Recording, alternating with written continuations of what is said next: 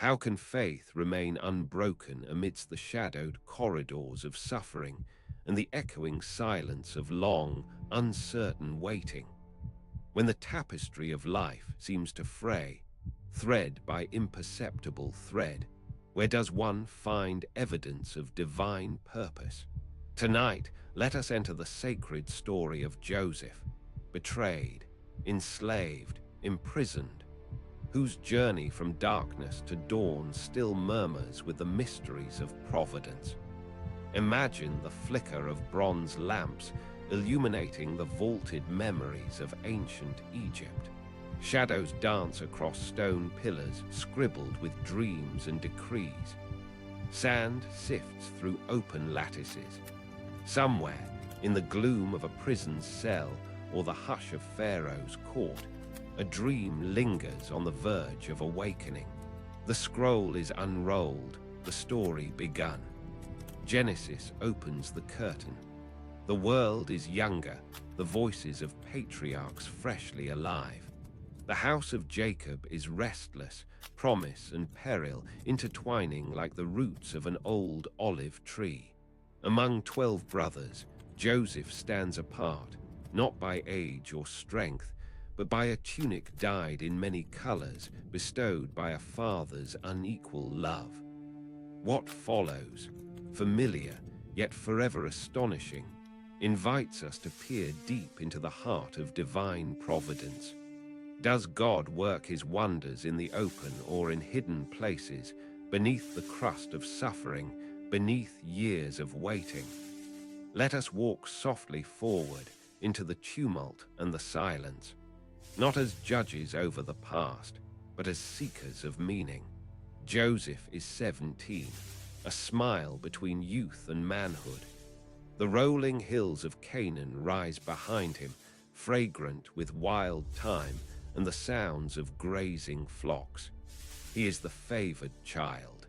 Jacob, his father, bears the wounds of his own story, of deception, exile, and reconciliation, and in Joseph sees something precious, perhaps a hope of renewal or redemption. Yet favor begets envy. The brothers' glances burn with a secret fire. When Joseph dreams, he cannot help but speak. His words are untouched by guile. In the dream, sheaves of grain bow down to his own. In another, the sun and moon and stars pay homage. To Jacob, these dreams are puzzles edged with awe and fear. To the brothers, they are indignity. Shall you indeed reign over us? Or shall you indeed have dominion over us? Jealousy is a silent current, the sort that erodes from beneath. One day, the brothers' simmering grievance boils over in an empty field. Joseph approaches from afar, clad in his many-colored robe, a bright target. Deceit presses in. They strip him of his garment, more than cloth. It is the visible sign of all that divides them. Caught between murder and mercy, they cast him into a pit, dark and desolate. The price of his life becomes 20 pieces of silver exchanged with Ishmaelite traders.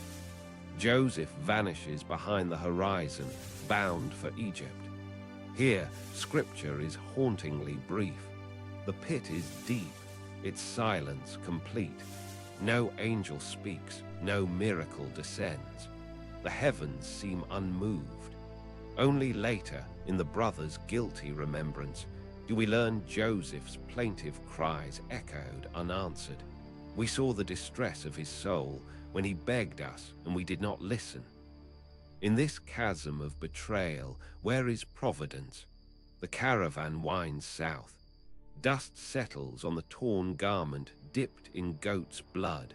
The robe returned to Jacob, triggering a wail that reaches across ages. I shall go down to Sheol to my son, mourning. His grief is as raw as the earth itself. One son stolen, others complicit, a father unknowing. Sometimes the tapestry's design is so tangled that none can see its pattern, not even the dreamer or the shepherd. But Scripture does not linger long in the silence. Genesis 39 opens in the house of Potiphar, captain of the guard, a man of rank, a station infused with wealth and power. Joseph, property not person, is counted among his household slaves. Let us pause and wonder, for the text proclaims quietly, "The Lord was with Joseph, and he became a successful man." The words are steadfast, almost defiant against circumstance. The Lord is not mentioned in the halls of Pharaoh or the bustling markets, but in the stilled moments of servitude and loneliness. Joseph's journey is not upward, but downward, descending from beloved son to foreign slave. Yet the Lord was with him, a phrase that will thread through the narrative like a lantern flickering in a long night. Through diligence and integrity, Joseph prospers. Potiphar places all he owns under Joseph's hand. The rhythms of trust and stewardship emerge, even in the land of his exile. But with favor comes trouble. Potiphar's wife, unnamed in the narrative, sets her eyes upon Joseph. Her invitation is clear, her persistence unrelenting. Joseph resists, not with bravado, but with reverence. How then could I do this great wickedness and sin against God? His refusal is not merely to Potiphar's wife. It is a declaration that his identity is still tethered to the God of his fathers, even when all else has been stripped away. Yet virtue, it seems, brings not reward but ruin. Potiphar's wife, thwarted and scorned, accuses Joseph of assault. In a swirl of accusation and hasty judgment, Joseph is cast into prison, a place for the king's offenders, a dungeon layered with stones of injustice. 2 garments are now lost, the robe of colorful favor and the cloak snatched in flight from temptation. Each is held by another, tokens of innocence misunderstood. Again, the text whispers, "But the Lord was with Joseph, and showed him steadfast love, and gave him favor in the sight of the keeper of the prison." Divine presence is not the absence of suffering, but a mysterious companionship within it. Joseph's leadership blossoms once more, this time among the forgotten and the accused. The keepers trust him. He serves even in prison, the pit echoing with the hope of light. Here years pass, quiet, unmeasured, like grains sifting through unseen fingers. Did Joseph despair? The scriptures are silent. Did he pray for deliverance or surrender to the endless sameness of the cell? The psalmist, centuries later, would sing that Joseph's feet were hurt with fetters. His neck was put in a collar of iron. Until what he had said came to pass, the word of the Lord tested him.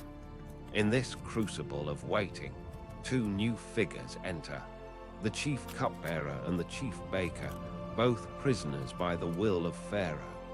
Each is troubled by a dream, visions that disturb the fragile sleep of the condemned.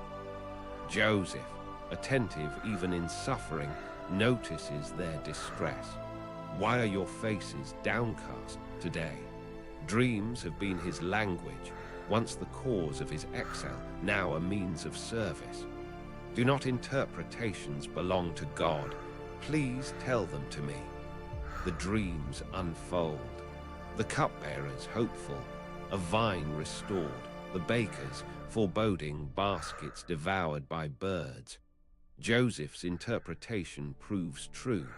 In 3 days the cupbearer is raised up, the baker put to death. Joseph entreats the cupbearer, "Remember me when it is well with you. Mention me to Pharaoh, but human memory is fickle." The cupbearer, restored to his place, forgets Joseph. 2 more years slip by in silent corridors, an ache of anticipation, the mystery of Providence deepening. The years, though uneventful, are not wasted. Joseph persists, each day woven with invisible threads of faithfulness. In a world where meaning is often sought in spectacle and pronouncement, here providence is painstaking, patient, and secret. Then one night, Pharaoh himself is troubled. Dreams unravel his composure. 7 sleek cows devoured by gaunt ones, 7 ears of grain, fair and full, consumed by withered stalks. None in his courts can unravel the mystery. Only then does the cupbearer remember the Hebrew youth who brought meaning in the darkness of the prison. Joseph is summoned. He shaves, changes his clothes, marks of transition from prisoner to petitioned guest. Standing before Pharaoh, Joseph bows.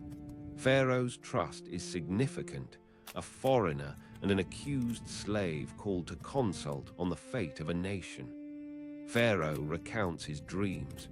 Joseph listens, attentive, measured. He does not claim wisdom for himself. It is not in me. God will give Pharaoh a favorable answer. Humility in the court, just as in the prison. The interpretation is given. 7 years of plenty, followed by 7 years of famine, such as has not been in all the land of Egypt. The repetition, Joseph notes, means the matter is fixed by God, and God will soon bring it about. Here, Joseph does not stop at interpretation. He offers counsel laden with wisdom: store, appoint, prepare. Pharaoh, astonished, turns to his officials. Can we find a man like this, in whom is the Spirit of God? Joseph, the Hebrew slave, is clothed in new garments. The ring of authority slipped onto his finger, fine linen about his shoulders. He is made second to Pharaoh, ruler over all Egypt. The dreamer's descent has ended, not with vengeance, but with stewardship, humility, and reconciliation. The arc bends from son to slave to prisoner to prince. The pattern emerges only in hindsight, the providence previously unseen rising to the surface like a long-submerged vessel. But let us not hasten past the deep valleys. In Joseph's life, favor and suffering are intertwined. Divine presence does not shelter him from pain, but inhabits the very soil of distress. Joseph's journey reveals that providence is neither swift nor linear, but is often shrouded, unfolding in reversals, in surrenders, in waiting that seems endless. If we glance back across the years, what do we see? A robe torn, 2 imprisonments, countless injustices, and yet a steady melody. The Lord was with Joseph. The refrain resounds through the shifting scenes: Canaan, Egypt, the pit, the household, the prison, the throne. Wherever Joseph abides, God is intimately near, working sovereignly through human frailty and broken promise. Notice how often Scripture is silent where we crave noise. In the pit, there is no report of Joseph's prayers. In the prison, years fall without fanfare. Providence is patient. Trust grows root in the unseen places. The delay is not neglect, but an interval of sacred shaping. Could Joseph, in Potiphar's house or in the gloom of prison, imagine he would one day preserve nations, reconcile a family torn by envy, or glimpse the dawn of a promise stretching back to Abraham? Faith is not always the vision of an unclouded sky, but the perseverance to walk in the shadows, trusting that light dwells beyond the present reach. There is a subtlety to God's action. In Egypt, a land of foreign gods, of towering monuments and stony silence, the Lord works not with thunder, but with hidden ordinations. He shapes character in adversity, builds wisdom in delay, and at the appointed time, brings restoration so complete that hindsight shudders with awe. Eventually, Joseph's brothers will arrive, driven by famine, their faces low, their hearts trembling. They will bow before him, not recognizing their brother until mercy reframes the past. "You meant evil against me," Joseph will say, "but God meant it for good, to bring it about that many people should be kept alive, as they are today." In these words, the secret of Providence pulses. The evil of men is real. The pit is real. The slavery and prison are real. But in and through each hardship, a greater design is woven, one that does not render suffering meaningless, but transforms it into the ground of redemption. The story invites us to ponder unanswered questions. Could not God have delivered Joseph from the pit at once? Might not justice have intervened in the house of Potiphar, or memory been swifter in the heart of the cupbearer? Yet, by means unseen, waiting becomes the very place where character is forged and purpose refined. Sometimes, the fact of divine silence is itself a form of care. To wait is to be remade.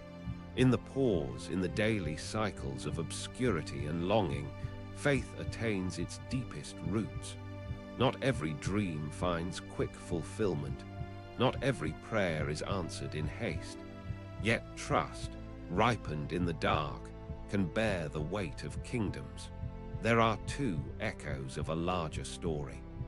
Joseph's journey mirrors Israel's own: exile, oppression, deliverance, promise, patience, and unexpected restoration. It foreshadows the suffering servant, innocent, rejected, ultimately exalted, who, through pain unknown, becomes the source of reconciled blessing. What then does Joseph's journey teach those who tarry in the shadows? It whispers that providence is neither fragile nor hurried, that God's companionship does not abandon us in our exile, nor in the delays that seem to stretch without reason, that waiting is not wasted, that even what others intend for harm can, in the mystery of sovereignty, become the seedbed of life. Scripture's silence around the inner life of Joseph is an invitation to imagine, perhaps, his prayers, his loneliness, his choices to trust in moments that felt emptied of purpose. It reminds us that faith is not the certainty of outcome, but the quiet insistence that God's goodness endures, whatever the landscape. Let us hold, then, to the gentle tension. We do not see the whole pattern. We do not always sense providence in our present trials. But guided by Joseph's story, we may affirm, in times of suffering and waiting, God is near, not always to shield us from pain, but to sustain, to transform, and in his own time to restore. Pause before this mystery. What suffering do you carry? What unmeasured waiting spans the horizon of your heart? Joseph's journey does not dismiss grief, nor promise swift deliverance, but testifies to a hope that endures through shadow and doubt, that the author is ever present, even in the unwritten margins of our stories. Share, if you will, your own reflections below. Which part of Joseph's journey stirs you?